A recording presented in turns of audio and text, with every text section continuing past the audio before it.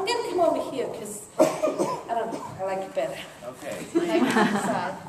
3, 2, 1, you're on.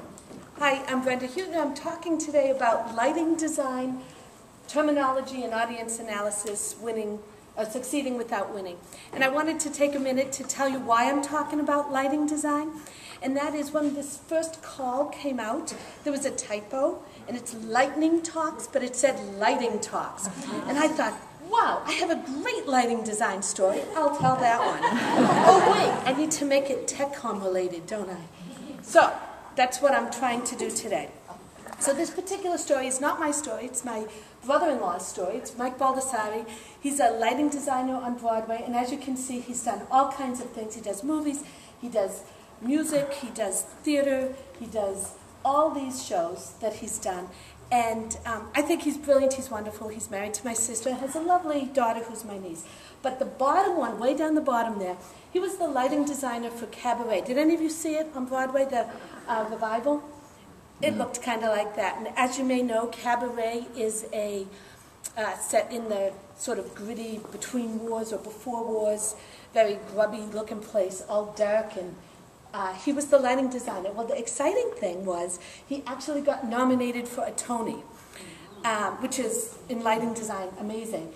These were his competitors, and if you've seen any of these shows, they're all really wonderful.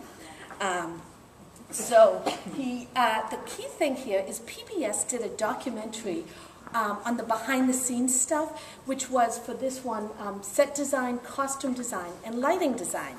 So they interviewed all the behind-the-scenes guys. They interviewed all 4 shows' lighting designers. Now, Mike was smart. Mike thought, well, who's the audience for this documentary, right? He said, you know, it's somebody sitting on the couch. They don't really care. They're waiting for the Tonys to come on. They want to see Rosie O'Donnell, not me. So what he did was he took some time. The other designers, they're talking about the technical aspects. Do you ever hear of a gobo? I didn't until I was looking at this. But all these technical aspects of lighting design.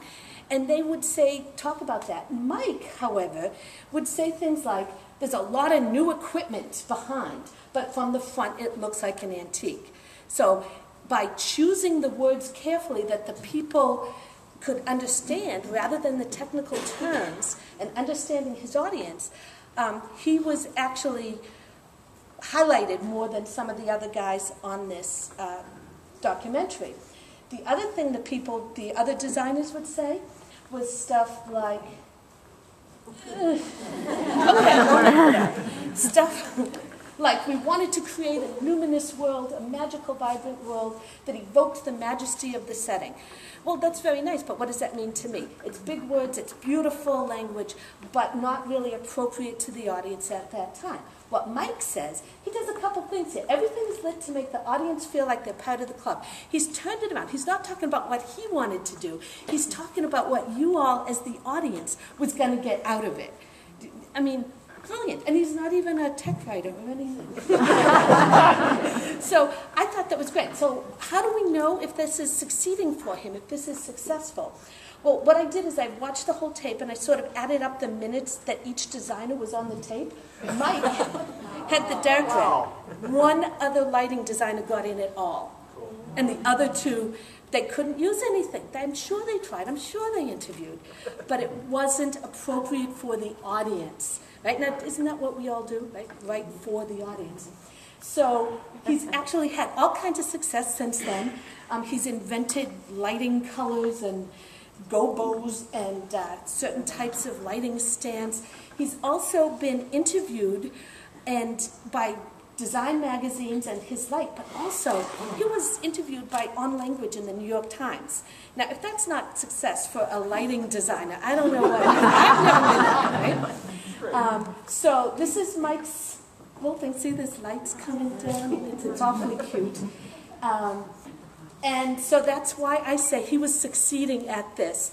And then the question becomes, because I did sort of start with Tony Awards, who was the winner? Well, it wasn't Mike. So Lion King won. It was a fabulous show for lighting design. But he did really well anyway. I think he was quite successful, and I'm proud that I know him as my family. This is me I only put up Twitter and email because that's what I do nowadays.